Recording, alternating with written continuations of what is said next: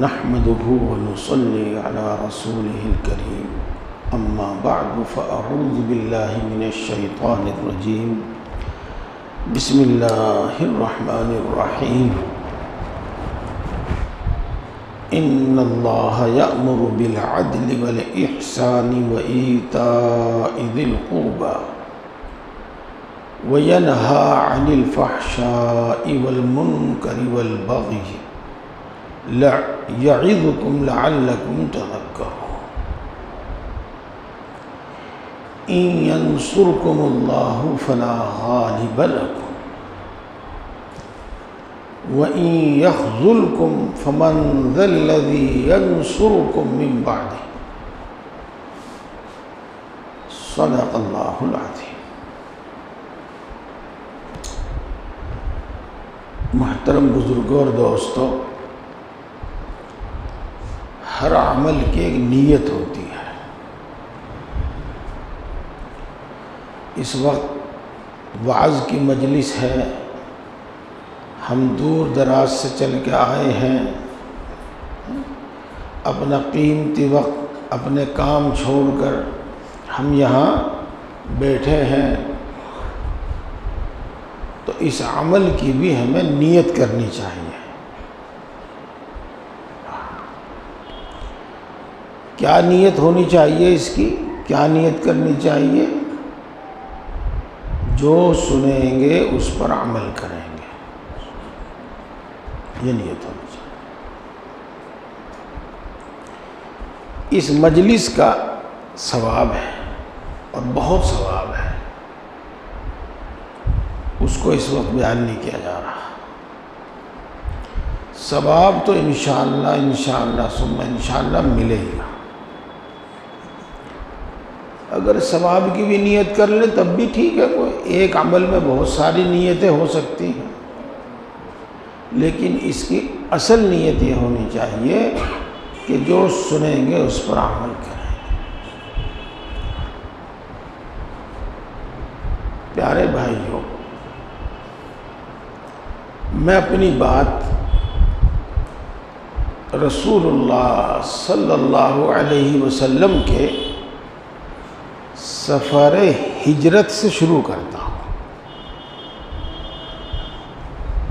ہجرت آپ جانتے ہیں، نہ جانتے ہوں تو آج جان لیں اور ضرور جان لیں۔ اسلامی تاریخ میں، اسلامی زبان میں جو الفاظ بولے جاتے ہیں، ہمیں وہ الفاظ بولنے چاہیے اور ان کا مطلب سمجھنا چاہیے۔ ہجرت رسول اللہ صلی اللہ علیہ وسلم کا وہ سفر جس میں آپ نے اپنے وطن مکہ مکرمہ کو ہمیشہ کے واسطے چھوڑ کر مدینہ منورہ میں جا کر رہائش اختیار کی۔ اس عمل کو ہجرت کہتے ہیں، اس سفر کو سفر ہجرت کہتے ہیں۔ اسی سے بنا ہے مہاجر، مہاجرین اسی کی جمع ہے۔ اللہ رب العزت نے قرآن پاک میں ان لوگوں کی بڑی تعریف فرمائی ہے۔ بہرحال سفر ہجرت، ہجرت کا سفر، اس کا مفہوم آپ سمجھ گئے۔ اس کی ابتدا یہاں سے ہوتی ہے کہ رسول اللہ صلی اللہ علیہ وسلم کو اور صحابہ کرام رضوان اللہ تعالی علیہ اجمعین کو مکہ مکرمہ میں اتنا ستایا گیا کہ اللہ تعالیٰ کو بھی ان پر ترس آیا۔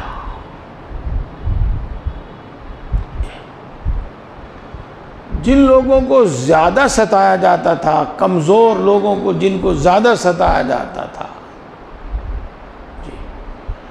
ان کو اللہ نے بہت پہلے اجازت دے دی تھی، حکم فرما دیا تھا کہ تم لوگ حبشہ چلے جاؤ، افریقہ کا ایک ملک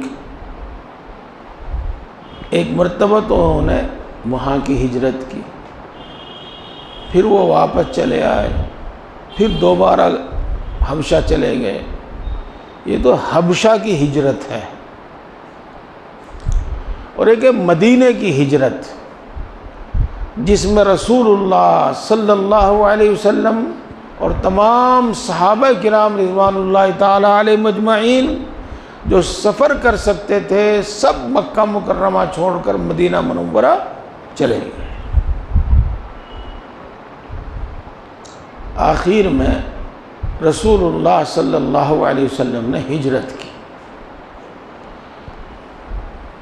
ایک مرتبہ سارے مکہ نے، مکے کے تمام خاندانوں نے مل کر یہ طے کیا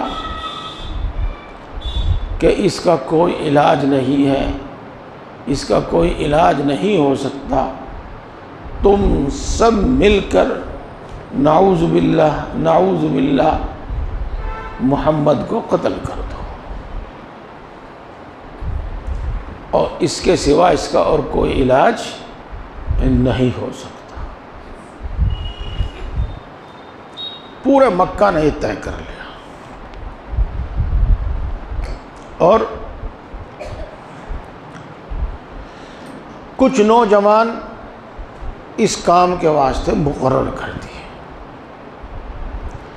وَكَانَ فِي الْمَدِينَةِ 9 رَهْطٍ يُفْسِدُونَ فِي الْأَرْضِ، آگے کیا ہے؟ وَلَا يُصْلِحُونَ۔ بعض مفسرین فرماتے ہیں کہ اس میں ہجرت کا اور اسی قصے کا ذکر ہے۔ تو جب ان کا یہ منصوبہ پورا ہو گیا، مکمل ہو گیا، اور انہوں نے ایک رات میں اس پر عمل کرنے کا ارادہ کیا، تو اللہ تبارک و تعالی نے رسول اللہ صلی اللہ علیہ وسلم کو حکم فرمایا کہ آج رات میں مکہ چھوڑ دو۔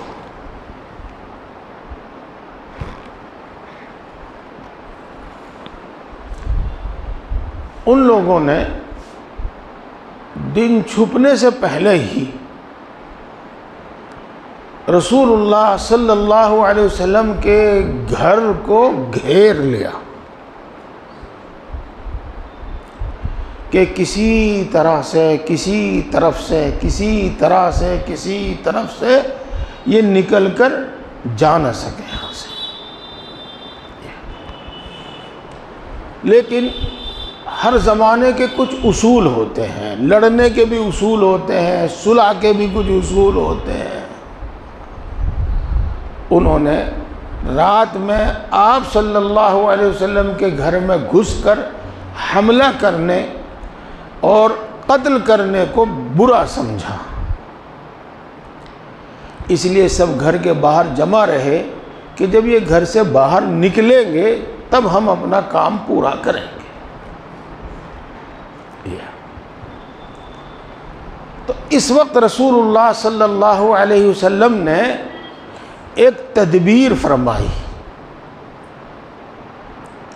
کہ کوئی نہ دیکھے، کسی بھی طریقے سے چپکے سے حضرت علی رضی اللہ تعالی عنہ کو اپنے گھر میں بلایا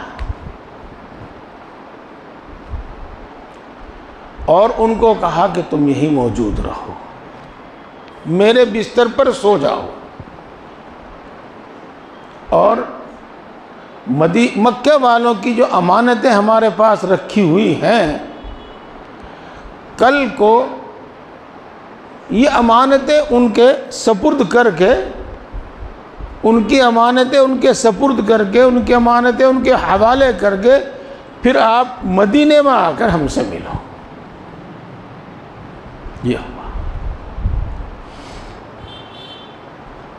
میں نے عرض کیا کہ ایک تدبیر کی، تو میں بتاؤں گا، اس کو یاد رکھنا، حضرت علی رضی اللہ تعالیٰ عنہ کی جو بات میں نے آپ کو بتائی۔ رات میں کسی وقت رسول اللہ صلی اللہ علیہ وسلم اپنے گھر کا دروازہ کھول کر، کواڑ کھول کر باہر نکلے، اور انہی لوگوں کے بیچ میں سے نکل کر گئے، بلکہ بعض روایت میں تو یہ آتا ہے کہ آپ نے ایک مٹھی مٹی کی لی اور ان کے سروں پر یوں ڈالتے ہوئے نکل گئے، لیکن نہ ان کو یہ محسوس ہوا کہ کوئی شخص یہاں سے نکل کر جا رہا ہے، نہ انہوں نے رسول اللہ صلی اللہ علیہ وسلم کو جاتے ہوئے دیکھا، نہ جب ان کے سر پر مٹی ڈالی تو ان کو یہ محسوس ہوا کہ ہمارے سر پر کسی نے مٹی ڈالی ہے۔ اس طرح رسول اللہ صلی اللہ علیہ وسلم وہاں سے نکلے اور حضرت ابوبکر صدیق رضی اللہ تعالی عنہ کے گھر پہنچے، اور وہاں سے حضرت ابوبکر صدیق رضی اللہ تعالی عنہ کو ساتھ لے کر نکلے مکہ سے اور غار ثور میں آ کر چھپ گئے۔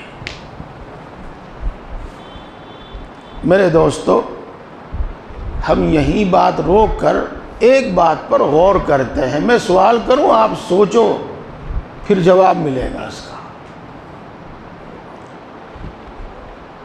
رسول اللہ صلی اللہ علیہ وسلم نے حضرت علی کو وہاں کیوں لٹایا؟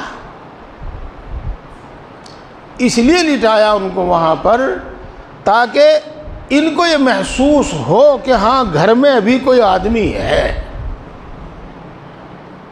اور یہ اسی طرح صبح تک انتظار کرتے رہے کہ گھر میں کوئی ہے اور وہ نکلے تو ہم اپنا کام کریں۔ اور یہ میرے نکلتے ہی جب ان کو یہ محسوس ہو کہ گھر میں کوئی آدمی نہیں ہے، اور یہ میرے نکلتے ہی میری تلاش میں نہ نکل پڑے، مجھے پکڑنے کے لیے، مجھے گرفتار کرنے کے لیے نہ پھیل جاؤں، یہ تو میں یہی آپ کو بتاتا ہوں۔ اور بہت سارے موقع ایسے ہیں، اگر غور کیا جاوے تو بات سمجھ میں آوے کہ رسول اللہ صلی اللہ علیہ وسلم کا ہر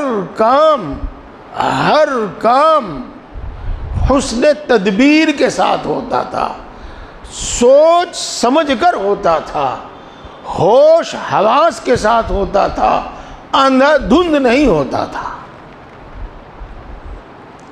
جیسا کہ ہمارا ایک طریقہ ہے، رے دیکھی جائے گی جو کچھ ہوگا اللہ مالک ہے، ایسا نہیں ہوتا تھا۔ یہ اللہ پر توکل نہیں ہے، یہ جہالت ہے، یہ جہالت ہے۔ ایک بات تو آپ یہ سمجھ گئے، اور امید ہے کہ یہ بات آپ کی سمجھ میں آئی ہوگی۔ دوسری بات سنو، وہ کون سی طاقت تھی کہ رسول اللہ صلی اللہ علیہ وسلم گھر سے نکلے، دروازہ کھول کر نکلے، لیکن دشمنوں کو نظر نہیں آئے؟ اور وہ کیا بات تھی کہ جب پیروں کی آہٹ تو ہوتی ہی ہے، کسی کو پیروں کی آہٹ تک نہیں سنی۔ آدمی اگر بہت دب کے پیروں سے، دب کے قدموں سے چلے، دب کے مطلب کہ تو سمجھتے ہیں نا آپ، ہاں، تب بھی یہ تو محسوس ہو ہی جاتا کہ یہاں سے کوئی گیا ہے، لیکن کسی کو محسوس نہیں ہوا۔ وہ کون سی طاقت تھی، کیا معاملہ تھا وہ کہ ان کو محسوس نہیں ہوا، جو اسی طاق میں بیٹھے ہوئے ہیں، اسی انتظار میں بیٹھے ہوئے ہیں۔ دوستو، یہ روایت سننے میں آتی ہے، ہاں، کہ اس کے سروں پر مٹی ڈالی، لیکن ان کو محسوس تک نہیں ہوا کہ ہمارے سر پر مٹی ڈالی ہے۔ وہ کون سی طاقت تھی اور کیا معاملہ تھا؟ آخر ان کو نیند آ گئی، ان کے ہوش حواس ختم ہو گیا، آخر کیا بات تھی؟ میرے دوستو، اور کوئی تو کچھ بھی سوچے اور کچھ بھی اس کی وجہ بیان کرے، لیکن سچ یہ ہے، حقیقت یہ ہے کہ یہ ایک نصرت تھی اللہ تبارک و تعالیٰ کی اپنے نبی کے ساتھ۔ اسی وعدے، اسی نصرت کے تحت نہ دشمنوں کو نظر آئے، نہ آہٹ سنی، نہ احساس ہوا، کچھ نہیں ہوا، اور آپ بحفاظت نکل آئے۔ اب اسی میں ہم دوسرا سوال کرتے ہیں، اگر اللہ کی یہ نصرت نہ ہوتی تو کیا اللہ کے رسول صلی اللہ علیہ وسلم بچ کر نکل سکتے تھے؟ سوچنے سے، غور کرنے سے تو معلوم یہ ہوتا ہے کہ اگر اللہ کی یہ نصرت نہ ہوتی تو بچنے کا کوئی سوال نہیں تھا۔ پیارے بھائیوں سنو، میری عادت آپ جانتے ہیں، میں کس وقت کہتا ہوں سنو۔ کوئی شخص کتنا بھی عقل مند ہو، کتنا بھی ہوشیار ہو، کتنا ہی بھی سامان اس والا ہو، کتنی بھی طاقت والا ہو، اللہ کی نصرت جب تک نہیں آئے گی کامیابی نہیں ملے گی۔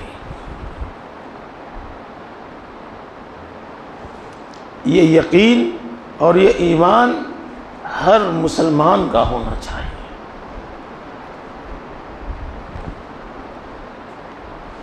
اب آگے چلتے ہیں۔ رسول اللہ صلی اللہ علیہ وسلم نے حضرت ابوبکر صدیق رضی اللہ تعالی عنہ کو گھر سے ساتھ لیا اور مکہ مکرمہ سے 3 میل کے فاصلے پر ایک پہاڑ ہے جس کو ثور کہتے ہیں، ثور، اس کی جو غار تھی، کھو،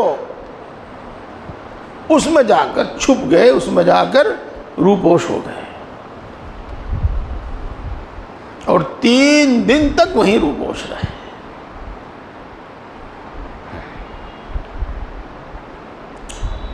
یہاں پر بھی وہی بات ہے جو میں نے ابھی آپ کو بتائی ہے۔ رسول اللہ صلی اللہ علیہ وسلم نے مکہ سے نکل کر مدینے کا سفر مسلسل جاری کیوں نہیں رکھا؟ کیا اللہ کی حفاظت کے وعدے پر یقین نہیں تھا؟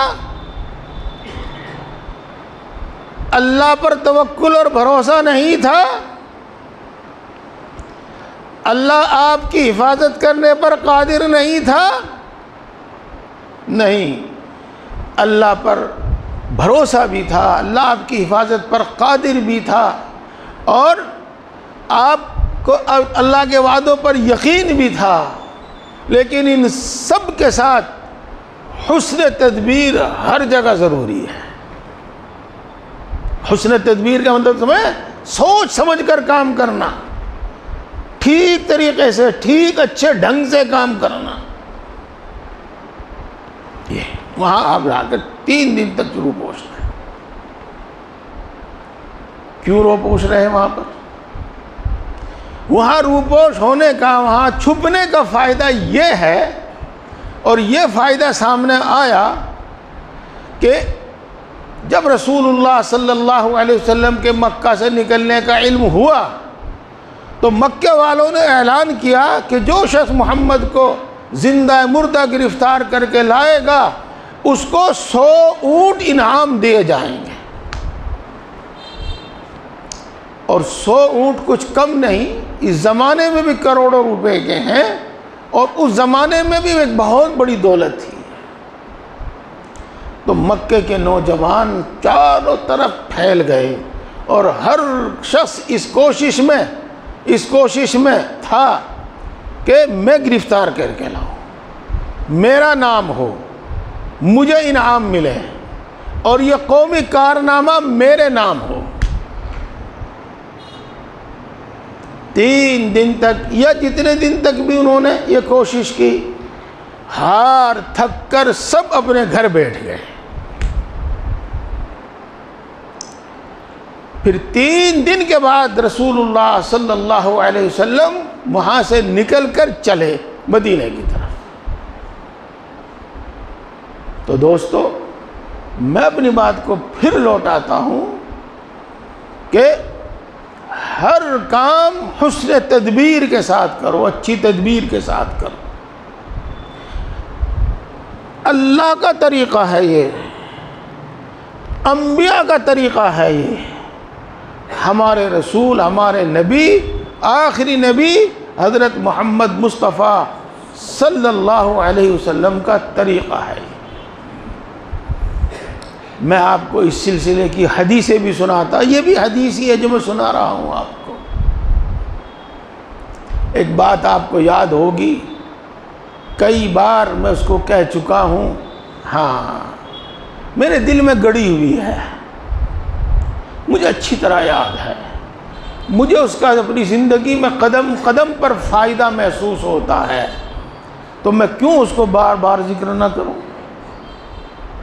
جی ہاں، میرے شیخ حضرت مولانا مسیح اللہ خان صاحب جلال آبادی نور اللہ مرقدہ جب بیمار ہو گئے، کمزور ہو گئے، اور خط کا جواب لکھنے کی ہمت نہیں رہی، آپ کے پاس دور دراز سے، پوری دنیا سے یوں کہہ لیجئے گا، غیر ملکوں سے، ملک سے خط آتے تھے، 50 خط روز آتے تھے، آپ ان کا جواب لکھتے تھے روزانہ۔ جب آپ میں وہ جواب لکھنے کی ہمت نہیں رہی، کمزوری اتنی ہو گئی، تو جب افاقہ ہوا، ایک چھوٹی سی پرچی لکھی، اتنی سی پرچی لکھی، اور اس میں کچھ نصیحتیں لکھی۔ ہر خط کے جواب میں وہ پرچی رکھ دیا کرتے تھے، سمجھو وہ پرچی ہی ہر آدمی کے سوال کا جواب ہوتا تھا۔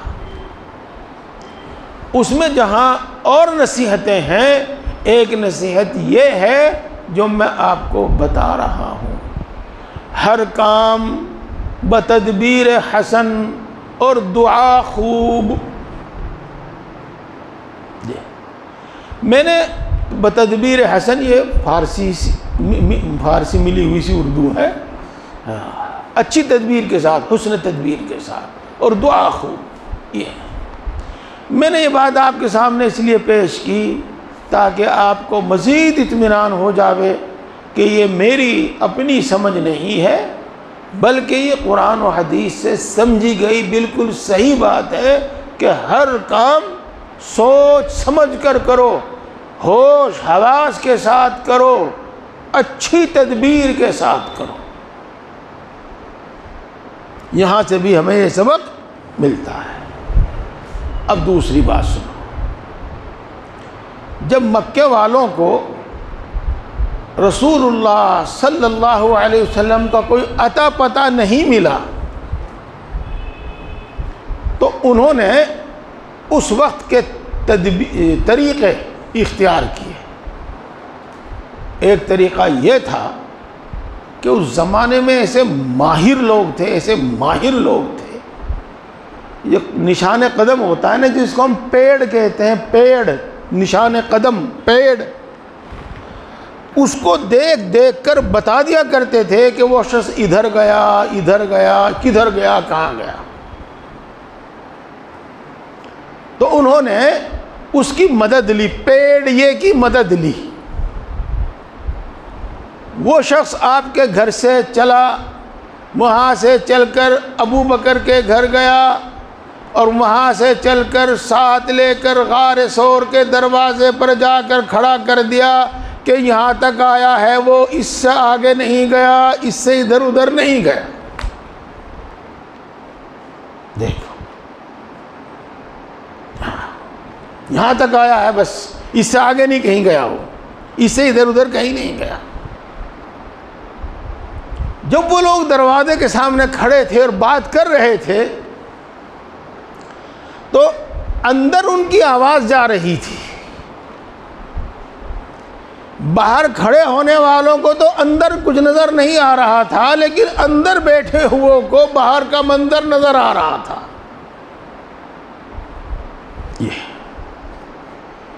یہ وہی وقت ہے جب حضرت ابو بکر صدیق رضی اللہ تعالی عنہ نے چپکے سے رسول اللہ صلی اللہ علیہ وسلم کے کان میں کہا، اے اللہ کے رسول، وہ تو آ گئے دروازے پر۔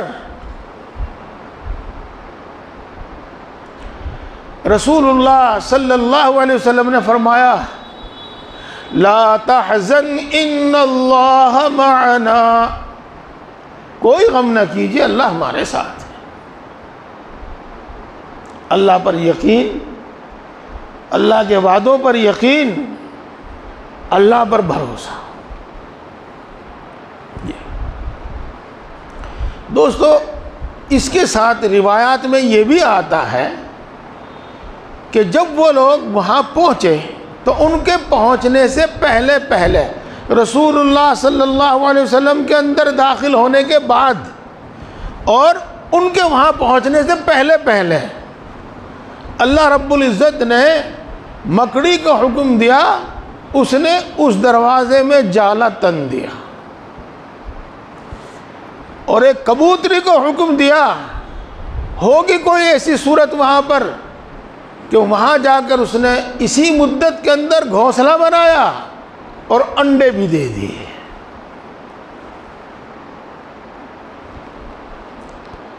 جب اس پیڑیے نے ان کو وہاں لے جا کر کھڑا کر دیا تو بس یہاں سے آگے نہیں گئے، تو ظاہر بات ہے کہ عقل کہتی ہے، ہر آدمی یوں کہے گا کہ بس جب یہاں تک آئے ہیں تو اندر ہی گئے، اور کہاں گئے، چلو اندر گھس کے دیکھو۔ لیکن وہیں پر وہ لوگ کہنے لگے کہ اندر کوئی نہیں گیا یہاں سے، وہی جو آپ کی تلاش میں تھے وہی کہنے لگے کہ اندر کوئی نہیں گیا یہاں سے۔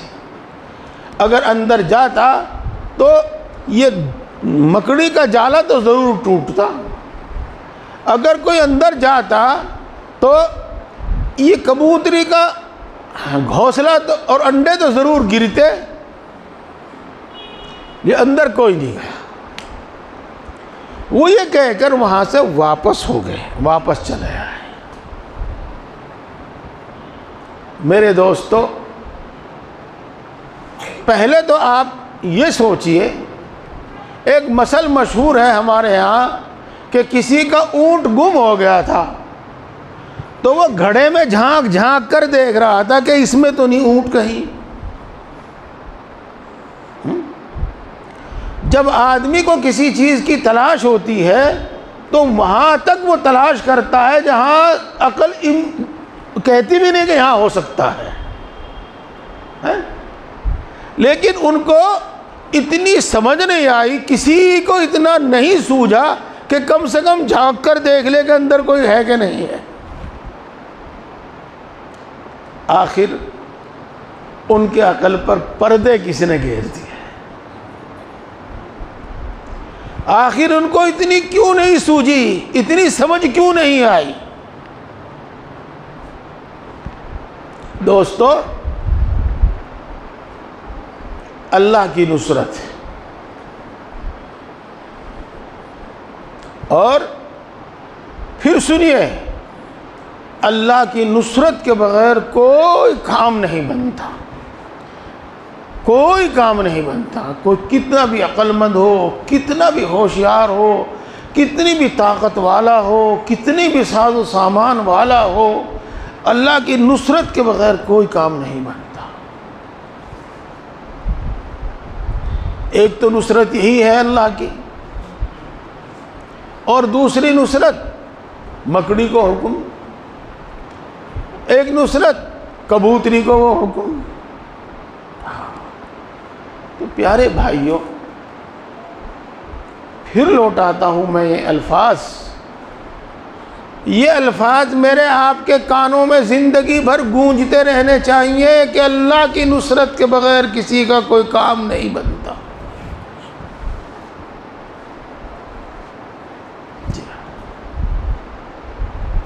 خیر،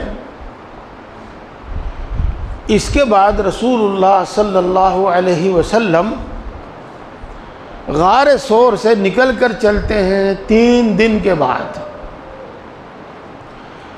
ایک شخص مکہ مکرمہ میں مجمع میں کہتا ہے کہ فلاں راستے کو میں نے 2 آدمیوں کو جاتے ہوئے دیکھا ہے، اور ہو نہ ہو وہ محمد ہی ہے۔ یہ ہو نہ ہو ہماری اردو کا محاورہ ہے یہ۔ اس مجمع میں، اس محفل میں ایک ہوشیار عقل مند نوجوان تھا، اس نے اس کی بات کاٹ دی۔ اپنی زبان میں کہوں، ہاں یہاں دھرے اب وہ 3 دن ہو گئے، پتہ نہیں کہاں جا لیے ہوں گے وہ تو، یہ کہہ کر اس کی بات کاٹ دی۔ لیکن 100 اونٹوں کا لالچ کچھ کم نہیں تھا، وہ تھوڑی دیر کے بعد اس مجلس سے اٹھا، اپنے گھر گیا اور اپنے گھوڑے پر لگام اور زین رکھ کر اسی طرف دوڑا دیا جس طرف اس شخص نے بتایا تھا کہ میں نے ادھر کو 2 آدمیوں کو جاتے ہوئے دیکھا ہے۔ یہ شخص سراقہ بن مالک تھا۔ تیز گھوڑا دوڑا رہا تھا، حضرت ابوبکر صدیق اور رسول اللہ صلی اللہ علیہ وسلم اونٹنیوں پر تھے، وہ آپ صلی اللہ علیہ وسلم کے بالکل قریب پہنچ گیا، اتنے قریب پہنچ گیا کہ رسول اللہ صلی اللہ علیہ وسلم جو پڑھ رہے تھے وہ ان کو سنائی دے رہا تھا، اس شخص کو سنائی دے رہا تھا۔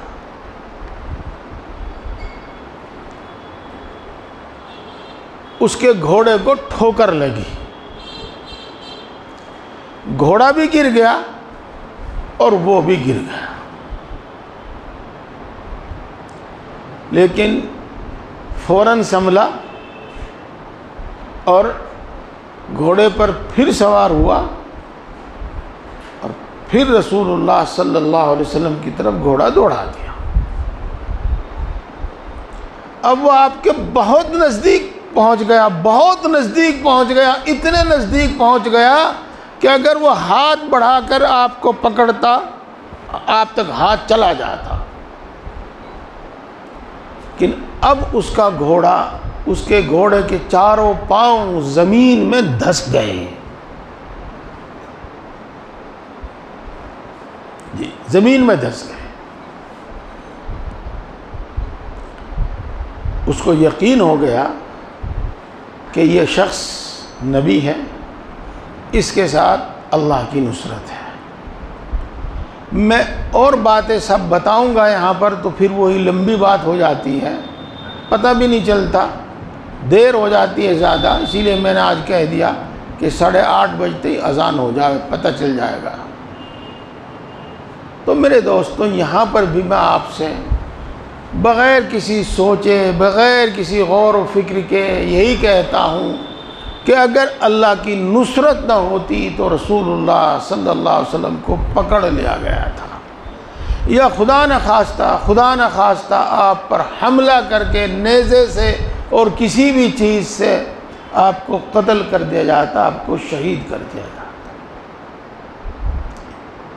اس لیے میرے دوستو، پھر کہو اور پھر سمجھو اور پورا یقین رکھو کہ اللہ کی نصرت کے بغیر کوئی کام نہیں ہوتا، اللہ کی نصرت کے بغیر کوئی کام نہیں بنتا، اللہ کی نصرت کے بغیر کامیابی نہیں ملتی۔ اسی کو اللہ تبارک و تعالیٰ ارشاد فرماتے ہیں، إِن يَنصُرْكُمُ اللَّهُ فَلَا غَالِبَ لَكُمْ، اگر اللہ تمہاری مدد کرے تو تم پر کوئی غالب نہیں آ سکتا۔ إِن يَنصُرْكُمُ اللَّهُ فَلَا غَالِبَ لَكُمْ، اگر اللہ تمہاری مدد کرے تو تم پر کوئی غالب نہیں آ سکتا۔ وَإِن يَخْذُلْكُمْ، اور اگر وہ تم کو بے یار و مددگار چھوڑ دے، یخذلکم کا ایک ترجمہ تو یہ ہے، اور دوسرا ترجمہ جو مطلب بھی وہ صاف کر دیتا ہے، اگر مدد کے وقت وہ تمہاری مدد کرنا چھوڑ دے، جس وقت تم کو نصرت کی ضرورت ہو، جس وقت تم کو مدد کی ضرورت ہو، اس وقت وہ تمہاری مدد نہ کرے۔ وَإِن يَخْذُلْكُمْ، اگر وہ مدد کے وقت تمہاری مدد نہ کرے، فَمَنْ ذَا الَّذِي يَنْصُرُكُم مِّن بَعْدِي، تو کون ہے جو اللہ کے علاوہ تمہاری مدد کر کے تمہیں غالب کر سکتا ہے؟ یعنی کوئی نہیں ہے۔ پیارے بھائیوں، اس آیت شریفہ کا ترجمہ آپ کی سمجھ میں آیا، اور اس واقعے جو واقعے یا واقعات میں نے آپ کو سنائے ہیں، ان کی روشنی میں اس کا مطلب بھی اچھی طرح سمجھ میں آیا کہ اللہ کی نصرت کے بغیر کوئی کام نہیں بنتا۔ یہاں میں پھر ایک بار دہرا دوں اپنی بات کہ اللہ پر یقین اور بھروسے کے باوجود ہر کام چستی سے، پھرتی سے، حسن تدبیر سے کرنا ہے، اور یہ یقین رکھنا ہے کہ اللہ کی نصرت کے بغیر کام نہیں بنے گا۔ لاپرواہی نہیں برتنی ہے، ہاتھ پہ ہاتھ رکھ کے نہیں بیٹھنا ہے، یہ یاد رکھیں۔ اب آگے چلتے ہیں، ایک مضمون آپ نے اچھی طرح سنا، اب آگے چلتے ہیں۔ اب اللہ کی مدد کب آئے گی، اور اللہ کس صورت میں مدد نہیں کرے گا جب ہمیں مدد کی ضرورت ہوگی، اور وہ مدد نہیں کرے گا کس صورت میں یہ ہوگا؟ اللہ کی مدد کب آئے گی، کیوں آئے گی، اور جب ہمیں مدد کی ضرورت ہوگی اللہ مدد نہیں کرے گا تو اس کی وجہ کیا ہوگی، اس کا سبب کیا ہوگا؟ میرا سوال سمجھ میں آیا بھائی آپ کے؟ میں دوبارہ پھر کہتا ہوں اس بات کو، اللہ تعالیٰ مدد کب کرے گا، اللہ کی نصرت کے اسباب کیا ہیں،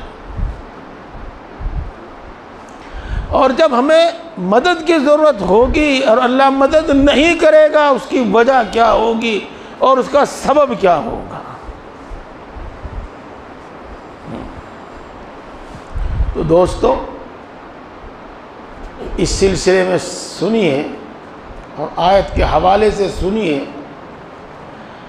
وَإِن تَصْبِرُوا وَتَتَّقُوا وَيَأْتُوكُم مِّن فَوْرِهِمْ يُمْدِدْكُمْ رَبُّكُمْ بِخَمْسَةِ آلَافٍ مِّنَ الْمَلَائِكَةِ مُسَوِّمِينَ۔ اس آیت شریفہ کا ترجمہ اور تفسیر کروں گا تو وقت زیادہ لگے گا، اس کا حاصل یہ ہے میرے دوستو کہ اللہ کی مدد آتی ہے صبر سے، اور اللہ کی مدد آتی ہے تقوی سے۔ اللہ کی مدد آتی ہے صبر سے، اور اللہ کی مدد آتی ہے تقوی سے۔ تقوی کا کیا مطلب ہے؟ تقوی کا مطلب ہے اللہ کی نافرمانی سے بچنا، تقوی کا مطلب ہے گناہ سے بچنا۔ پیارے بھائیو، اللہ کی نافرمانی سے اللہ ناراض ہوتا ہے، اور جب اللہ ناراض ہوتا ہے تو پھر اللہ کی نصرت نہیں آتی، اللہ کی مدد نہیں آتی۔ اور حالات کیسے بھی ہوں ان سب میں ثابت قدم رہنا ہے، ایمان پر ثابت قدم رہنا ہے، اللہ کے احکام پر یعنی شریعت سنت پر یعنی دین اسلام پر ثابت قدم رہنا ہے، اور گھبرانا نہیں ہے۔ ثابت قدم رہنے کا مطلب یہ ہے گھبرانا نہیں ہے، گھبرانا نہیں۔ تو اللہ کی مدد آتی ہے صبر سے، ثابت قدم رہنے سے، اور اللہ کی مدد آتی ہے ایمان اور تقوی سے۔ تقوی کا مطلب پھر میں چونکہ اس پر بات کرنی ہے مجھے، میں پھر کہتا ہوں، اور بڑی بات یہی سمجھانی ہے، اس لیے میں پھر کہتا ہوں، تقویٰ کا مطلب ہے اللہ کی نافرمانی سے بچنا، اور تقویٰ کا مطلب ہے گناہ سے بچنا۔ اب ہم یوں کہیں گے کہ اللہ کی مدد آتی ہے اللہ کی اطاعت سے، اور اللہ کی مدد آتی ہے دین پر ثابت قدم رہنے سے، اور اللہ کی مدد آتی ہے مشکل حالات میں ثابت قدم رہنے سے۔ جی اللہ نے ایمان والوں سے نصرت کا وعدہ کیا ہے۔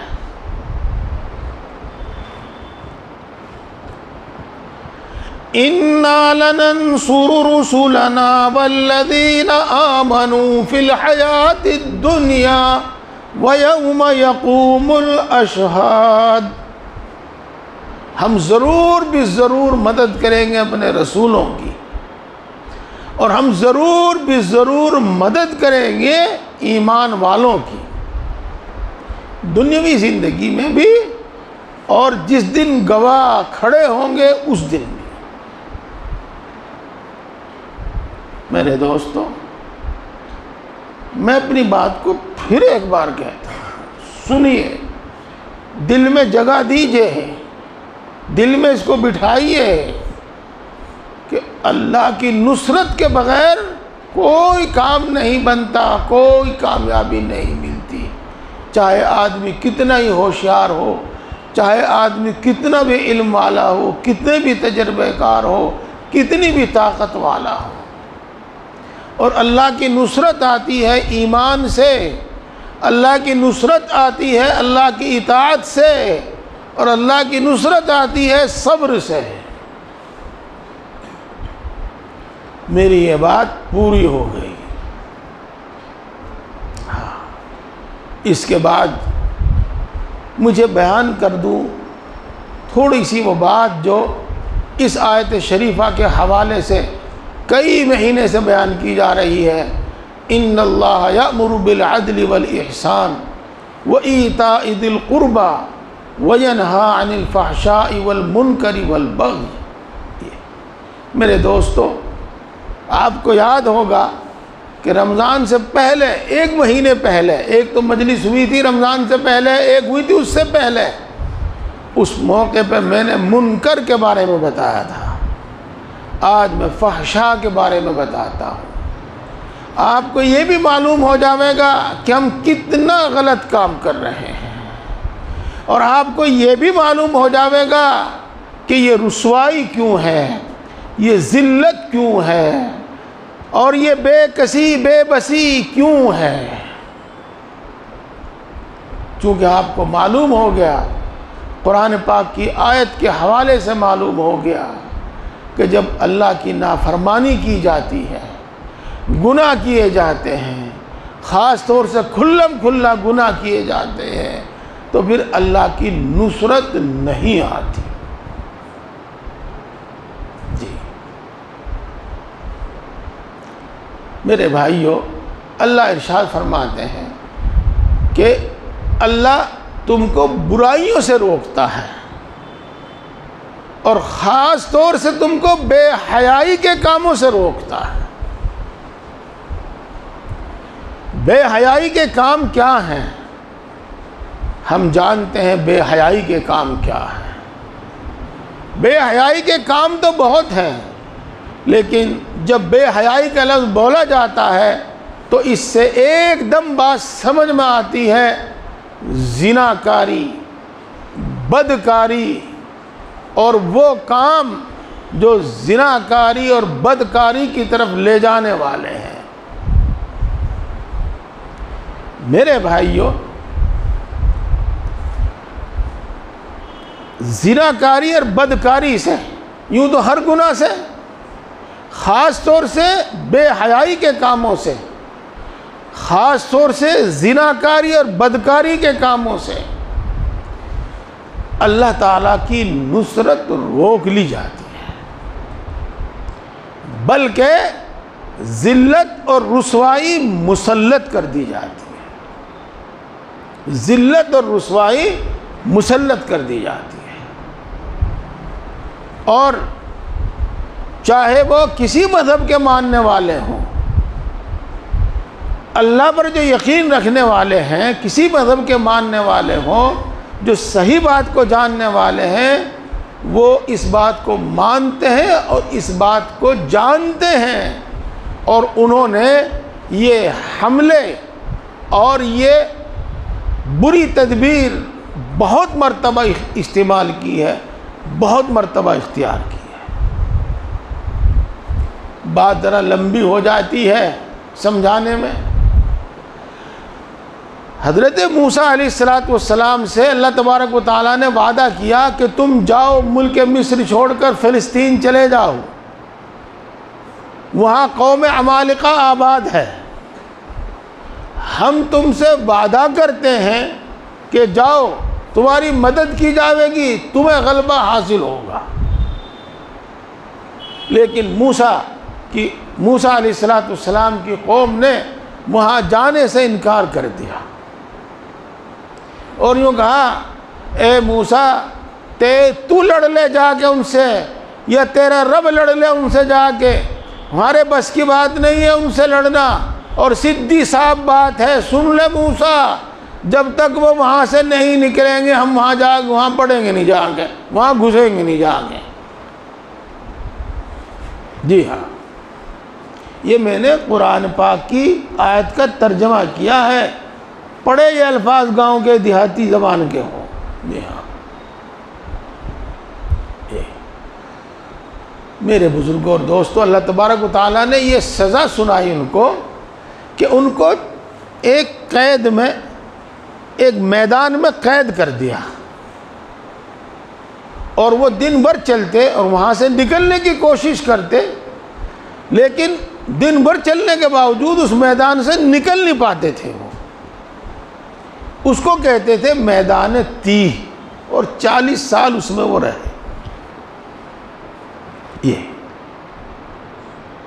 اس کے بعد حضرت موسیٰ علیہ السلام کا تو یہی انتقال ہو گیا تھا میدان تیہ میں ہی۔ اس کے بعد جو نبی تھے ان سے انہوں نے وعدہ کیا کہ ہم لڑیں گے اور اپنے ملک میں فلسطین میں جا کر رہیں گے۔ اللہ نے فرمایا ٹھیک ہے، جاؤ چلو لڑو۔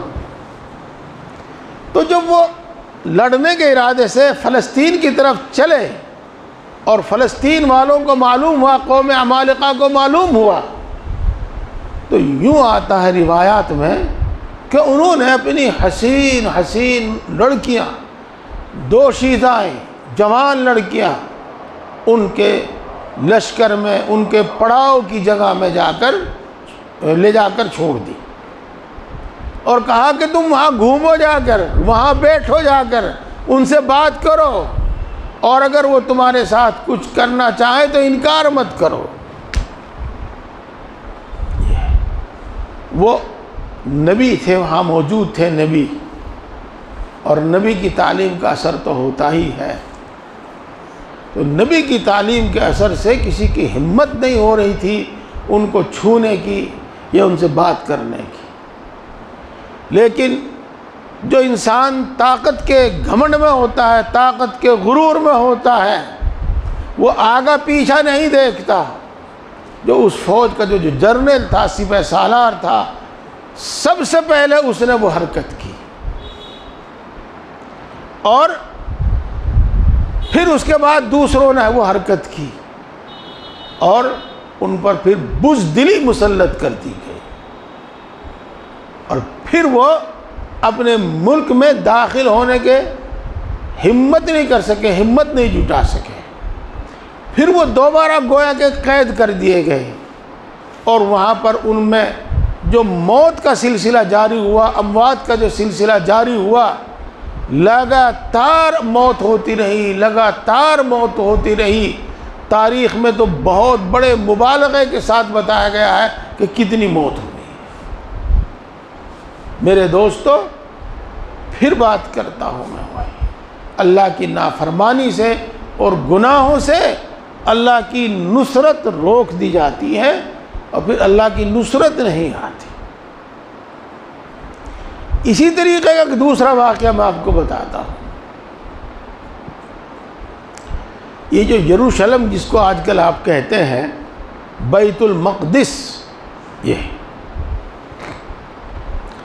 حضرت عمر رضی اللہ تعالیٰ عنہ کے زمانے میں فتح ہوا، اور یہاں پر ایک مسجد جس کو آج مسجد اقصیٰ کے نام سے یاد کیا جاتا ہے، حضرت عمر رضی اللہ تعالیٰ عنہ نے ہی بنوائی تھی وہاں پر۔ پہلے بھی وہاں مسجد تھی، ایک مسجد حضرت عمر نے بنوائی تھی، اس کا نام بھی مسجد اقصیٰ تھا۔ یہ ملک، یہ یروشلم فتح کس طرح ہوا تھا؟ حضرت عبیدہ ابن الجراح رضی اللہ تعالی عنہ اس کا محاصرہ کیے ہوئے تھے، وہاں پڑاؤ ڈالے ہوئے تھے، مدت ہو گئی، نامعلوم کتنا وقت گزر گیا، 6 مہینے، سال بھر، کتنا وقت گزر گیا۔ ادھر اسلامی فوجیں پڑی تنگ آ گئی، ان کو کوئی راستہ نہیں مل رہا تھا کہ ہم کیا کریں۔ ادھر یروشلم شہر والے پریشان ہو گئے کہ کس طرح سے ہمارا محاصرہ ختم ہو، اور کس طریقے سے ہم باہر نکلیں، اور کس طریقے سے ہماری ضرورت کی چیزیں اندر آویں۔ تو انہوں نے اس حضرت ابو عبیدہ بن الجراح رضی اللہ تعالیٰ عنہ کے پاس پیغام بھیجا کہ آپ اگر قیامت تک بھی یہاں پڑے رہیں تو یروشلم شہر کو، بیت المقدس شہر کو تم فتح نہیں کر سکتے۔ ہماری کتابوں میں لکھا ہوا ہے کہ اس شہر کو ایسی صفات کا شخص فتح کرے گا۔ ہماری کتابوں میں لکھا ہوا ہے کہ اس شہر کو ایسے حلیے والا، ایسی شکل و صورت والا امیر فتح کرے گا۔ تم اپنے امیر کو ہمیں دکھا دو، اگر اس میں ہم نے وہ صفات دیکھی اور اس کا وہی حلیہ ہوا تو ہم یہ ملک تمہارے حوالے کر دیں گے، یہ شہر ہم تمہارے حوالے کر دیں گے، اور اگر تم ایسا نہیں کرو گے تو ہم ملک تمہارے فتح نہیں کریں گے، سپرد نہیں کریں گے، تم قیامت تک اس کو فتح نہیں کر سکو گے۔ تو میرے دوستو، واقعہ بہت لمبا ہے۔ حضرت عمر رضی اللہ تعالیٰ عنہ کو خط لکھا گیا، اور حضرت عمر رضی اللہ تعالیٰ عنہ نے مشورے سے یہ طے کیا کہ چلو میں خود چل کر جاتا ہوں یروشلم میں۔ بہت لمبا قصہ ہے، آپ نے بھی سنا ہوگا، بار بار بیان کیا جاتا ہے وہ کہ حضرت عمر رضی اللہ تعالیٰ عنہ بہت بڑے علاقے کے، بہت بڑے ملکوں کے، ایک ملکوں نہیں کئی ملکوں کے بادشاہ تھے، لیکن جب سفر شروع کیا تو ایک اونٹنی، اسی پر آپ سوار ہوتے تھے اور اسی پر آپ کا غلام سوار ہوتا تھا۔ ایک منزل یعنی تقریباً 18 میل، 18 کلومیٹر آپ کہہ لیجئے گا، کچھ اس سے کم زیادہ، امیر المؤمنین اونٹنی پر بیٹھ کے چلتا تھا، اور غلام اونٹنی کی لکیل پکڑ کر چلتا تھا، اور پھر اتنی ہی مسافت، اتنی ہی دور غلام اونٹنی پر بیٹھتا تھا، اور اس وقت کا بادشاہ، اس وقت کا امیر المؤمنین اونٹنی کی نکیل پکڑ کر چلتا تھا۔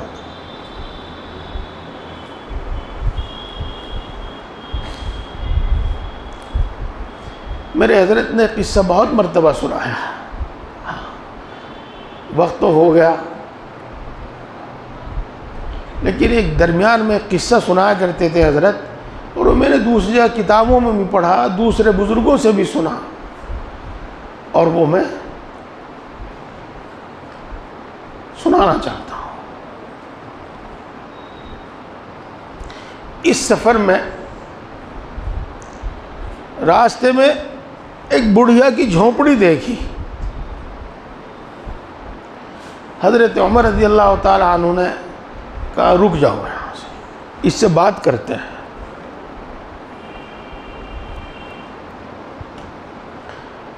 اس سے جب بات کی تو حضرت عمر رضی اللہ تعالی عنہ نے اپنے کو چھپا کر بولا کہ تمہارا بادشاہ کون ہے؟ جانتی ہو تم ان کو؟ کہاں جانتی ہوں، عمر ہے۔ کیسا آدمی ہے؟ بہت خراب آدمی ہے۔ کیوں؟ تم نے اس کی کیا بات دیکھی؟ نے کہا کہ میں یہاں ایک جھونپڑی میں پڑی ہوئی ہوں، بیوہ ہوں، بڑھیا ہوں، آج تک اس نے میری خبر نہیں لی، آج تک اس نے میری خبر نہیں لی۔ عمر بولے بڑی بھی، کہاں مدینہ، کہاں تم؟ عمر کو تمہاری حالت کا کیا پتا؟ تم نے عمر کو اپنی حالت کی اطلاع دی؟ تو بڑھیا نے کہا میں کہیں ہوں، اس کے ملک میں ہوں، اگر اس کو میری خبر نہیں ہے، میرے حال کی خبر نہیں ہے، تو اس کو بادشاہ بننے کا، امیر المؤمنین رہنے کا کوئی حق نہیں ہے۔ اور کل قیامت میں عمر کا دامن پکڑوں گی، کل قیامت میں عمر کا دامن پکڑوں گی کہ اس نے میری کوئی خبر نہیں لی، اس نے میری کوئی مدد نہیں کی۔ حضرت عمر رضی اللہ تعالیٰ عنہ باہر آتے ہیں، آپ دیدہ ہو جاتے ہیں، رونے لگتے ہیں، اپنے غلام کو حکم دیتے ہیں اندر جاؤ اور اس سے صلح کر لو، اس کو اس پر راضی کر لو کہ کل قیامت میں اللہ کے سامنے یہ میرے خلاف کوئی مقدمہ دائر نہیں کرے گی۔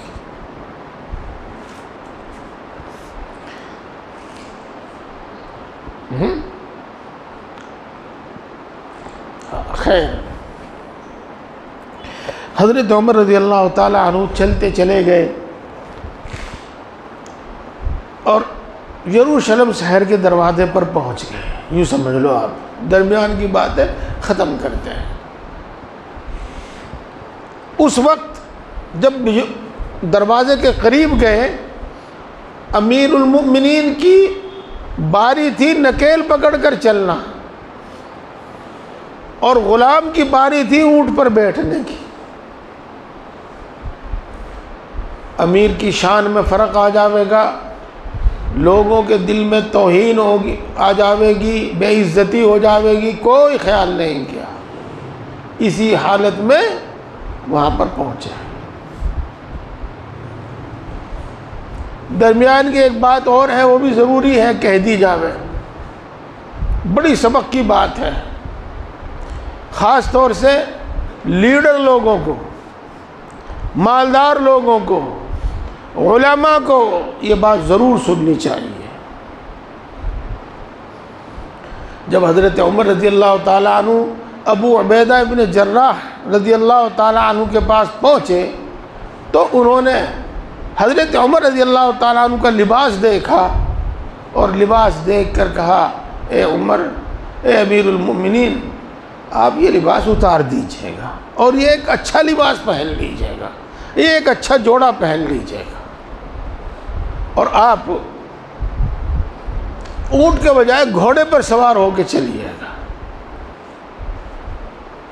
حضرت عمر رضی اللہ تعالیٰ عنہ نے ابو عبیدہ کی بات مان لی، لیکن کچھ ہی دور چلے گھوڑے پر بیٹھ کر پھر چلتے گھوڑے سے کود گئے اور کہا، اے ابو عبیدہ، تو نے تو مجھے ہلاک ہی کر دیا تھا، میرا کپڑے لاؤ، میرے کو وہی کپڑے لاؤ اور میری وہی اونٹنی لاؤ۔ غرض جب آپ دروازے پر پہنچے تو انہوں نے اپنی کتابوں سے حضرت عمر رضی اللہ تعالیٰ عنہ کے حلیے کا ملان کیا اور جو صفات، جو باتیں لکھی ہوئی تھی ان کو دیکھا، اور بیت المقدس کی چابیاں حضرت عمر رضی اللہ تعالیٰ عنہ کے سپرد کر دی۔ یہ باتیں تو ہیں جو بھی کچھ ہے، میں اگلی بات سنانا چاہتا ہوں۔ جب وہ چابیاں ان کے سپرد کر دی اور شہر میں مسلمان داخل ہو گئے تو اس کے بعد کی ایک بات ہے، وہ سنانا چاہتا ہوں میں آپ کو. یہ سارا قصہ میں نے صرف اسی پر سنایا. تو ان کے علماء نے، ان کے جو بھی کہہ لیے لیڈروں نے بیٹھ کر یہ مشورہ طے کیا. مشورے میں یہ طے کیا کہ یہ جو ان کو فتح اور نصرت حاصل ہوئی ہے، یہ اللہ کی نصرت سے ہوئی ہے، اور ظاہر بات ہے کہ اللہ کی نصرت سے ہوئی ہے. اب ہمیں وہ کام کرنا ہے جس سے اللہ کی نصرت بند ہو جاوے، تاکہ یہ شہر پھر ہماری طرف لوٹ آوے، ہمارے پاس لوٹ آوے. یہ باتیں بغیر صفحے کی نہیں ہیں، جی ہاں، یہ پکی باتیں ہیں. تو میرے دوستو، جو آج آپ دیکھتے ہیں یہ انہی بے دین اور بد دین لوگوں کی معاشرت ہے کہ مرد پہنتے ہیں ٹخنوں سے بھی نیچے کا پاجامہ یا پینٹ، اور لڑکیاں اور عورتیں پہنتی ہیں گھٹنوں سے بھی اوپر کا. اور جن جن چیزوں کو مرد دیکھنا پسند کرتا ہے ان سب کو وہ کھولتی ہیں. یہ پرانی بیماری ہے، آج کی نہیں ہے. یہ اس ترقی یافتہ دور کی دین نہیں ہے جس کو ترقی یافتہ کہتے ہیں، جس کو آزادی کہتے ہیں. یہ اس کی دین نہیں ہے، یہ پرانی بیماریاں ہیں. تو اسی کے ساتھ وہاں پر لڑکیاں گھومنے لگی اور جگہ جگہ جس کو ٹولیاں بنا کر بیٹھنے لگی. اور مقصد وہی تھا جو میں نے آپ کو بتایا. لیکن تاریخ میں جہاں وہ لکھا ہے، ہاں یہ بھی لکھا ہے کہ صحابہ کرام رضوان اللہ تعالیٰ علیہم اجمعین نے ان کو نگاہ اٹھا کر نہیں دیکھا، آگے بھی لکھا ہے کہ وہ آپس میں بات کرتی تھی، یہ لوگ مرد ہیں یا نامرد، یہ لوگ مرد ہیں یا نامرد. یہ جو ہم جیسیوں کو بھی نہیں دیکھ رہے ہیں نگاہ اٹھا کر، یہ مرد ہیں یا نامرد. میرے دوستو، جو بات میں نے آپ کو بتائی تھی میں اس کو اچھی طرح بیان کر چکا ہوں، خوب کھول کر بیان کر چکا ہوں کہ اللہ کی نصرت کے بغیر کوئی کام نہیں بنتا، کوئی کامیابی نہیں ملتی. اور اللہ کی نصرت آتی ہے ایمان سے، تقوی سے، صبر سے. اور اللہ کی نصرت روک لی جاتی ہے، اللہ کی نصرت بند ہو جاتی ہے اللہ کی نافرمانی سے، گناہوں سے، اور خصوصاً بے حیائی کے کاموں سے. یہ قصے میں نے آپ کو اسی واسطے سنائے ہیں. میرے پیارے بھائیوں، اللہ تبارک و تعالیٰ قرآن پاک میں ایمان والوں کی، مرد ہو یا عورت، ایمان والا مرد ہو یا عورت، اس کی صفت بیان فرماتے ہیں. کیا؟ والذین یجتنبون کبائر الاسم والفواحش الا اللمم. مسلمان وہ ہیں، مومن وہ ہیں جو ہر گناہ سے، ہر برائی سے بچتے ہیں، اور خاص طور سے بے حیائی کے کاموں سے بچتے ہیں. الذین یجتنبون کبائر الاثم والفواحش الا اللمم. ایک دوسری جگہ اللہ تعالی ارشاد فرماتے ہیں والذین یجتنبون کبائر الاثم والفواحش وَإِذَا مَا غَضِبُوا هُمْ يَغْفِرُونَ. جو بڑے بڑے گناہوں سے بچتے ہیں اور بے حیائی کے کاموں سے بچتے ہیں. مومن کی صفت نہیں ہے، مومن کا کام نہیں ہے یہ بے حیائی کے کام. پھر انشاءاللہ اس پر بات ہوگی. آج جو بات ہوئی ہے میرے لحاظ سے تو بڑی کام کی بات ہوئی ہے. میرے بھائیوں، عہد کرو انشاءاللہ العزیز انشاءاللہ العزیز دین پر ثابت قدم رہیں گے۔ عہد کرو، ہم اپنا اپنا جائزہ لیں گے، اپنا دوسروں کا نہیں، اپنا جائزہ لیں گے، اپنا احتساب کریں گے کہ ہمارے اندر کیا کیا کمیاں ہیں۔ ہم اپنے آپ کو جانچے پرکھیں گے کہ کہاں کہاں اللہ کی نافرمانیاں ہو رہی ہیں، کون کون سے میں گناہ کر رہا ہوں، اور ہر گناہ چھوڑ دیں گے، ہر گناہ چھوڑ دیں گے۔ قرآن پاک میں ایمان والوں کی، مومنوں کی جو صفات بیان فرمائی ہیں، ہم انشاءاللہ العزیز اپنے اندر وہی صفات پیدا کریں گے۔ دیکھو یاد آ گئی تو کہہ دوں، ان المسلمین والمسلمات والمؤمنین والمؤمنات، یہ آیت شریفہ لمبی ہے، آخر میں فرماتے ہیں والحافظین فروجہم والحافظات والذاکرین اللہ کثیرا والذاکرات اعد اللہ لہم مغفرتا واجرا عظیما۔ اللہ نے اس میں پوری آیت شریفہ میں ایمان والوں کی صفات بیان فرمائی ہیں، ان میں سے ایک صفت بیان فرمائی ہے شرمگاہ کی حفاظت کرنے والے مومن مرد اور شرمگاہ کی حفاظت کرنے والی مومن عورتیں، اللہ تبارک و تعالیٰ نے ان کے واسطے مغفرت تیار کر رکھی ہے، اور اللہ تبارک و تعالیٰ نے ان کے واسطے بڑا انعام تیار کر کے رکھا ہے۔ تو مومنین کی صفت یہ ہے۔ میرے دوستو اور میری پیاری ماں و بہنوں، آج کی جو تہذیب ہے، بے حیائی کی جو تہذیب ہے اور ننگے پن کی جو تہذیب ہے، اس کو پسند مت کرو، پسندیدگی کی نگاہ سے مت دیکھو، اچھی نگاہ سے مت دیکھو۔ اللہ اکبر اللہ اکبر۔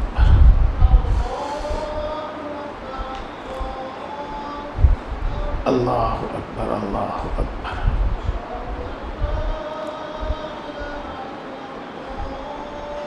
اشہد ان لا الہ الا اللہ۔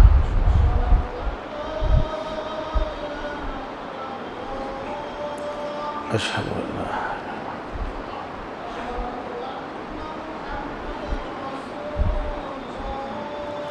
اشہد ان محمد رسول اللہ۔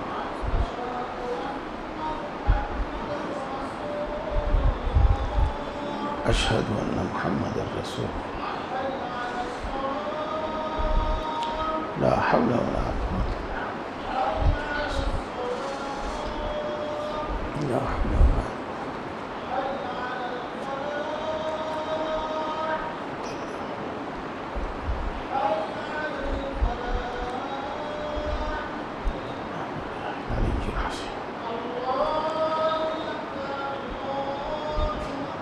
اللہ اکبر اللہ اکبر۔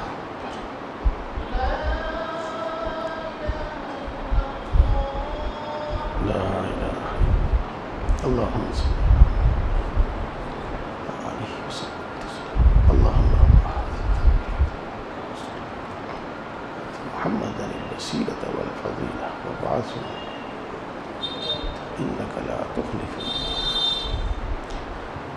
آج کی جو تہذیب ہے اس کو اچھی نگاہ سے نہ دیکھو، اس کو پسند مت کرو۔ کیا تہذیب ہے؟ گرل فرینڈ کی تہذیب، بوائے فرینڈ کی تہذیب۔ اس کو اسی طرح ناپسند کرو جیسے اللہ ناپسند کرتا ہے، اسی طرح ناپسند کرو جیسے اللہ کا رسول ناپسند کرتا ہے،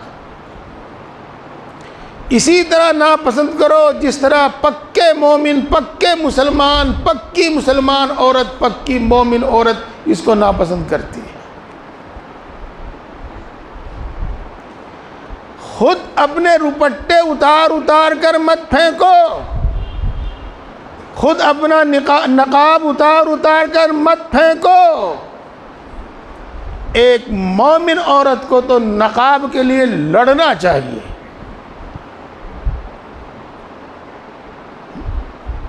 جی پیاری ماؤں بہنوں اور پیارے نوجوان بھائیوں، ان باتوں کو سمجھو، سوچو۔ یہ صاف صاف اللہ کے حکموں سے بغاوت ہے، صاف صاف اللہ کے احکام کو چھوڑ کر دوسروں کے حکم پر کو ماننا ہے۔ یہ صاف صاف مومنوں کے طریقے کو چھوڑ کر دوسروں کے طریقے کو اختیار کرنا ہے۔ میں اپنی بات کو ختم کرتا ہوں۔ ماشاءاللہ ہر مہینے آنا ہوتا ہے، اپنی باقی باتیں پھر ہوتی رہیں گی۔ ایک بات صرف میں آپ کو بتاتا ہوں، اس پر پھر میں ختم کرتا ہوں بات کو۔ یہ جو تہذیب ہے جس کو ہم بازاروں میں، اسکولوں میں، سینما میں اور کہاں کہاں دیکھ رہے ہیں، اس دنیا میں بسنے والے کسی بھی مذہب سے تعلق رکھتے ہوں، اچھے آدمی اس کو بالکل پسند نہیں کرتے۔ کسی مذہب سے تعلق رکھنے والا ہو، روئے زمین کے کسی خطے پر بسنے والا ہو، اچھا آدمی کوئی اس کو پسند نہیں کرتا۔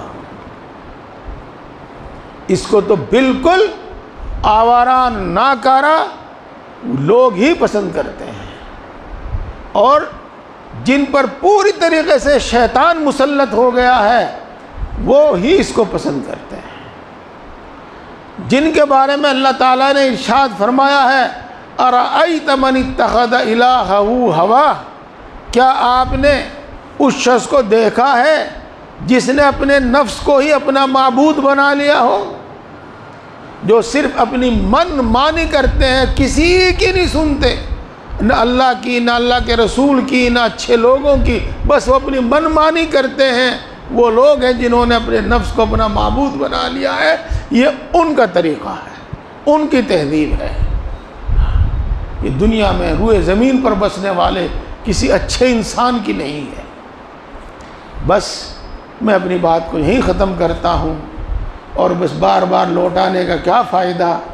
آج کا سبق آپ کو بہت اچھا ملا، اور انشاءاللہ مجھے پوری امید ہے کہ آپ اس کو یاد بھی رکھیں گے اور اپنی زندگیوں کو بدلیں گے، اللہ کی اطاعت اور عبادت میں لگیں گے، ہر نفع نقصان سے کو نظر انداز کر کے بس اپنا مقصد زندگی یہی بنائیں گے کہ میں اللہ کی مرضی کے مطابق زندگی گزارنے والا بن جاؤں، میں دین کے مطابق زندگی گزارنے والا بن جاؤں، اور جس نے یہ کیا وہ کامیاب، جس نے یہ نہیں کیا وہ ناکام۔ اللہ تعالی ہم سب کو عمل کی توفیق عطا فرمائے۔ الحمدللہ رب العالمین الرحمن الرحیم مالک یوم الدین، والصلاة والسلام علی سید الانبیاء والمرسلین محمد وآلہ واصحابہ اجمعین۔ لا الہ الا انت سبحانک انی کنت من الظالمین۔ ربنا ظلمنا انفسنا وإن لم تغفر لنا وترحمنا لنکونن من الخاسرین۔ اے اللہ تو سب سے بڑا ہے، ہر چیز پر قادر ہے، ہر چیز کا پیدا کرنے والا ہے، ہر چیز کا مالک ہے، ہر چیز کے خزانے تیرے قبضے میں ہیں، تیرے ہی اختیار میں ہیں۔ جس کو تو چاہے دے اور جس کو تو چاہے محروم کرے، اے اللہ تجھے پورا اختیار ہے۔ اے اللہ تیرے خزانے کبھی کم یا ختم ہونے والے نہیں ہیں۔ اگر تو اپنی مخلوق میں سے ہر ایک کو سمندروں کے برابر بخش دے تو بھی تیرے خزانوں میں اتنی کمی نہ آوے جتنی سمندر میں سوئی ڈبونے سے اس کے پانی میں کمی آ جاتی ہے۔ اے اللہ تو یقیناً بڑی طاقت والا ہے، بڑی قدرت والا ہے۔ تیری قدرت میں مٹی اور سونا پیدا کرنا برابر ہے۔ اے اللہ تو یقیناً بڑی طاقت والا ہے۔ تیری قدرت میں کنکر پتھر اور ہیرا موتی پیدا کرنا برابر ہے۔ اے اللہ تو یقیناً بڑا مہربان ہے، سب پر مہربان ہے، بڑی بڑی نعمتوں سے نوازتا ہے، بلا عوض عطا فرماتا ہے، بلا استحقاق عطا فرماتا ہے۔ بغیر مانگے عطا فرماتا ہے، بے شمار عطا فرماتا ہے۔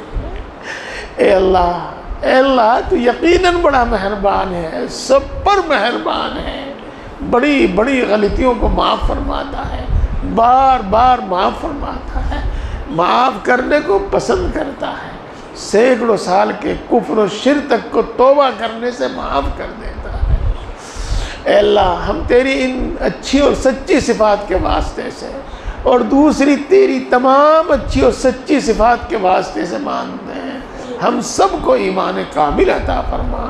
اے اللہ ایمان کامل عطا فرما، اے اللہ ایمان کی لذت و حلاوت نصیب فرما، اے اللہ ایمانی صفات ہمارے اندر پیدا فرما، اے اللہ ایمانی تقاضوں پر عمل کرنے کی توفیق نصیب فرما، اے اللہ اپنے وعدوں کا یقین عطا فرما، اے اللہ اپنی محبت و معرفت عطا فرما، اپنا خوف عطا فرما، اتنا خوف عطا فرما جو تیری نافرمانی سے روک دے، اتنا خوف عطا فرما جو ہر گناہ سے روک دے۔ اے اللہ اپنے نبی کی محبت عطا فرما، نیک لوگوں کی محبت عطا فرما، نیک اعمال کی رغبت اور شوق ہمارے دلوں میں پیدا فرما، ہم سب کو ہدایت عطا فرما، کل عالم کے انسانوں کو ہدایت عطا فرما، ہماری اولاد کو ہدایت عطا فرما، ہماری نسلوں کو ہدایت عطا فرما۔ اے اللہ ہم سب کو دین کی صحیح سمجھ عطا فرما، نفع دینے والا علم عطا فرما، اپنے علم پر عمل کرنے کی توفیق عطا فرما، ہم نے جو یہاں سنا ہے اس کو سمجھنے، یاد رکھنے اور عمل کرنے کی توفیق عطا فرما۔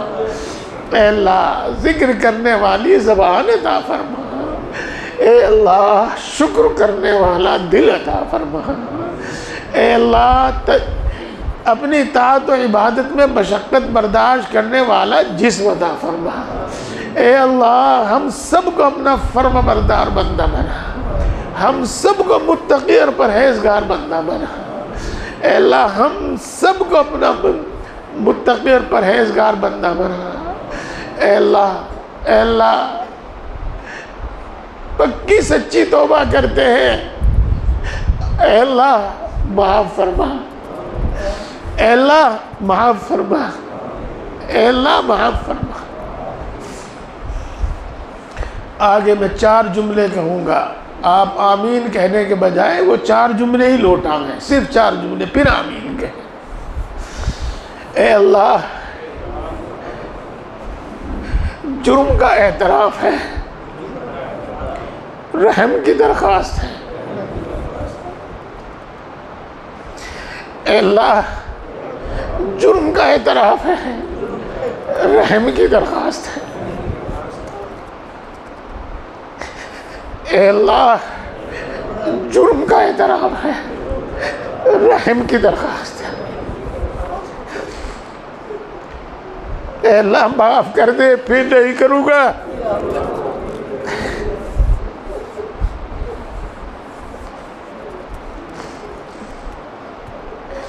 اے اللہ معاف کر دے، پھر نہیں کروں گا۔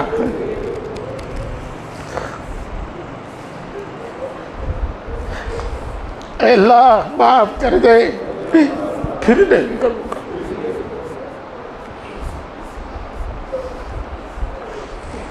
اے اللہ پکی سچی توبہ نصیب فرما، توبہ پر استقامت نصیب فرما۔ اے اللہ نفس و شیطان کے شر سے ہماری حفاظت فرما، ایک لمحے کے لیے نفس و شیطان کے حوالے نہ فرما۔ اے اللہ تیری نصرت اور توفیق کے بغیر کچھ بھی نہیں ہوتا، اپنی طاعت و عبادت میں ہماری مدد فرما، اپنی طاعت و عبادت کو ہمارے لیے آسان فرما، زیادہ سے زیادہ توفیق عطا فرما، زیادہ سے زیادہ عبادت کرنے کی توفیق نصیب فرما۔ اللہ تیری شان بڑی بلند ہے، تیری شایان شان ہم سے تیری عبادت نہیں ہو پاتی۔ اللہ تو کریم ہے اور کریم کھوٹی پوجی قبول کر لیتا ہے۔ اللہ ہماری ناقص عبادتوں کو قبول فرما، اللہ ہماری ناقص عبادتوں کو قبول فرما۔ اللہ اس ساری مخلوق تیری محتاج ہے، تو کسی کا محتاج نہیں ہے۔ ہم تیری ہی عبادت کرتے ہیں اور تجھی سے مانگتے ہیں۔ سچ تو یہ ہے کہ تیرے سوا ہمارا کوئی ہے ہی نہیں۔ اے اللہ اپنے فضل و کرم سے ہم سب کی تمام ضرورتیں پوری فرما، اپنے سوا کسی کا محتاج نہ بنا۔ اے اللہ اپنے سوا کسی کا محتاج نہ بنا۔ بیماری اور بڑھاپے میں جب ہمارے ہاتھ پاؤں بھی ہمارا ساتھ نہ دیں، اے اللہ اس وقت بھی کسی کا محتاج نہ بنا، اس وقت ہمیں روزی زیادہ عطا فرما۔ اے اللہ اس وقت ہمیں روزی زیادہ عطا فرما۔ اے اللہ ہم سب کو، ہمارے گھر کے تمام افراد کو صحت و قوت عطا فرما، تندرستی عطا فرما، خصوصاً خطرناک قسم کی بیماریوں سے شفا نصیب فرما، خصوصاً خطرناک قسم کی بیماریوں سے حفاظت فرما۔ اے اللہ خوشحالی عطا فرما، تنگ دستی سے حفاظت فرما۔ اے اللہ اس دولت سے بھی تیری پناہ جو ہمیں سرکش اور نافرمان بنا دے۔ اے اللہ اس فقر اور تنگ دستی سے بھی تیری پناہ مانگتے ہیں جو ہمیں بھلا دے، اپنے آپ کو بھلا دے، پھر تجھے بھی ہم بھلا دے اور پھر تو بھی ہمیں بھلا دے۔ اے اللہ ایسی تنگ دستی سے ہماری حفاظت فرما۔ اے اللہ تو خوب جانتا ہے کہ قرض نگاہ جھکا دیتا ہے، تو خوب جانتا ہے کہ قرض کمر توڑ دیتا ہے۔ اے اللہ قرضوں سے سبکدوش فرما، قرضوں کی ادائیگی سے اے اللہ سبکدوش فرما، غیب سے اپنی مدد فرما۔ اے اللہ تو دلوں کی بات کو خوب جانتا ہے، تجھ پر کچھ بھی چھپا ہوا نہیں ہے۔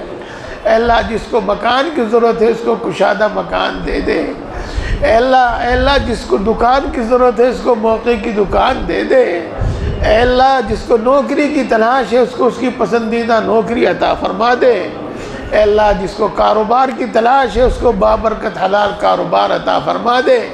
جس کو کاروبار عطا کیا ہے اللہ اس میں برکت عطا فرما، اس میں ترقی عطا فرما، ہر قسم کے حوادثات سے اس کی حفاظت فرما۔ اے اللہ جن کو رشتوں کی تلاش ہے ان کو نیک اور نبھا والے رشتے عطا فرما دے۔ اے اللہ جو بھی رکاوٹ ہے ہر رکاوٹ دور فرما دے۔ اے اللہ جو بھی رکاوٹ ہے ہر رکاوٹ دور فرما دے۔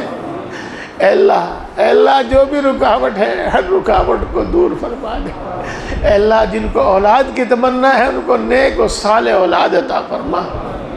جن کو لڑکی کی تمنا ہے لڑکی عطا فرما، جن کو لڑکے کی تمنا ہے لڑکا عطا فرما۔ اے اللہ جن کو اولاد عطا کی ہے ان کی اولاد کو نیک و صالح بنا، ان کے آنکھوں کی ٹھنڈک بنا، ان کے دل کی راحت بنا، ملک و ملت کا خادم بنا، ان کو بہت اچھی صفات عطا فرما، بہترین صلاحیتیں عطا فرما۔ اے اللہ ان کو آوارہ اور ناکارہ ہونے سے بچا لے۔ اے اللہ ان کو آوارہ اور ناکارہ ہونے سے بچا لے۔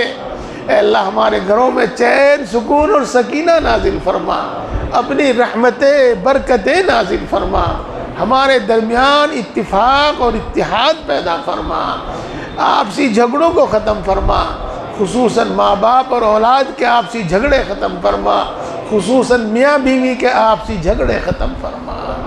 اے اللہ ہمارے گھروں میں اے اللہ ہمیں تو نرم مزاجی عطا فرما، نرم کلامی عطا فرما، بردباری عطا فرما، ہر ایک کا حق پہچان کر ادا کرنے کی توفیق نصیب فرما، خصوصاً ماں باپ کی عزت و خدمت کرنے کی توفیق نصیب فرما۔ اے اللہ مال جان ایمان عزت و آبرو کی حفاظت فرما۔ اے اللہ کسی ظالم کو ہم پر مسلط نہ فرما، کسی بے رحم کو ہم پر مسلط نہ فرما، جو ناجائز مقدمات میں پھنسے ہوئے ہیں ان کو باعزت بری فرما، جو اپنے حق کے لیے لڑ رہے ہیں ان کو ان کا حق عطا فرما۔ اے اللہ مرتے دم تک دین حق دین اسلام پر ثابت قدم فرما، اپنے اپنے مقررہ وقت پر ایمان پر خاتمہ فرما۔ اے اللہ قبر کے عذاب سے حفاظت فرما، میدان حشر کی سختیوں سے حفاظت فرما۔ اے اللہ تو اپنے بندوں میں سے بہت کو بغیر حساب کے بخشے گا۔ اے اللہ ہم سب کو بھی بغیر حساب کے معاف فرما دیجئے۔ اے اللہ بغیر حساب کے بخش دیجئے۔ اے اللہ جہنم سے حفاظت فرما، جنت الفردوس میں جگہ عطا فرما، اے اللہ جنت میں اپنے نبی کا پڑوس عطا فرما، اے اللہ پوری امت مسلمہ کی مغفرت فرما، ہمارے ماں باپ کی مغفرت فرما، ہمارے بیوی بچوں کی مغفرت فرما، ہمارے اعزاء اقرباء دوست احباب کی مغفرت فرما، ہمارے اساتذہ ہمارے مشائخ کی مغفرت فرما، اے اللہ جس کا ہمارے ذمہ کوئی حق ہے اس کی مغفرت فرما، جس نے ہم پر کوئی احسان کیا ہے اللہ اس کی مغفرت فرما، اے اللہ امت کے اندر بیداری اور سمجھداری پیدا فرما، امت کے اندر اتفاق اور اتحاد پیدا فرما، اے اللہ اسلام اور مسلمانوں کو عزت قوت اور غلبہ نصیب فرما، اسلام اور مسلمانوں کو عزت قوت اور غلبہ نصیب فرما، اے اللہ کل عالم میں امن و امان سکون و اطمینان نازل فرما، خصوصاً ہمارے اس ملک میں اور خصوصاً ہماری اس بستی میں امن و امان سکون و اطمینان نازل فرما، خصوصاً ملک فلسطین میں امن و امان سکون و اطمینان نازل فرما، امن و امان کے دشمنوں کو نیست و نابود فرما، امن و امان کے دشمنوں کو تباہ اور برباد فرما، اے اللہ دین کی نصرت کرنے والوں کی نصرت فرما، اے اللہ ہر وہ خیر تجھ سے مانگتے ہیں جو تیرے نبی نے مانگی ہے ہم کو عطا فرما، ہر اس شر سے پناہ چاہتے ہیں جس سے تیرے نبی نے پناہ چاہی ہے، اے اللہ اس سے ہماری حفاظت فرما، اے اللہ جو مانگا ہے وہ بھی عطا فرما اور جو مانگنے سے رہے گا وہ بھی عطا فرما، اے اللہ اے ہم سب کو پیدا کرنے والے، اے اللہ اے ہم سب کو پالنے والے، اے اللہ اے ماں سے زیادہ محبت کرنے والے، اے اللہ اے باپ سے زیادہ مہربان، ہم اپنا دکھ تجھی کو سناتے ہیں، تجھی سے فریاد کرتے ہیں، ہر ضرورت تیرے ہی سامنے رکھتے ہیں، سچ تو یہ ہے کہ تیرے سوا ہمارا کوئی نہیں ہے، سچ تو یہ ہے کہ تیرے سوا کسی میں کوئی طاقت اور کوئی مجال نہیں ہے، اے اللہ تو دلوں کی بات کو خوب جانتا ہے، تجھ پر کچھ بھی چھپا ہوا نہیں ہے، اے اللہ ہم سب کی خصوصاً حاضرین مجلس کی ان دعاؤں پر آمین کہنے والوں کی جائز مرادیں پوری فرما، جائز تمنائیں پوری فرما، جائز مقاصد میں کامیابی عطا فرما، اے اللہ ہر مشکل کو آسان فرما، اے اللہ ہر پریشانی کو دور فرما، اے اللہ اے بگڑی کے بنانے والے ہر بگڑا ہوا کام بنا دے، اے اللہ اے قادر مطلق ہر اٹکا ہوا کام بنا دے، اے اللہ اپنے فضل و کرم سے اور اپنے نبی پاک حضرت محمد مصطفیٰ صلی اللہ علیہ وسلم کے صدقہ اور طفیل سے ہماری تمام دعاؤں کو قبول فرما، ہمارے حق میں بھی قبول فرما اور جو دعا کے لیے کہتے ہیں ان کے حق میں بھی قبول فرما، آمین آمین یا رب العالمین۔ ربنا تقبل منا انک انت السمیع العلیم وتب علینا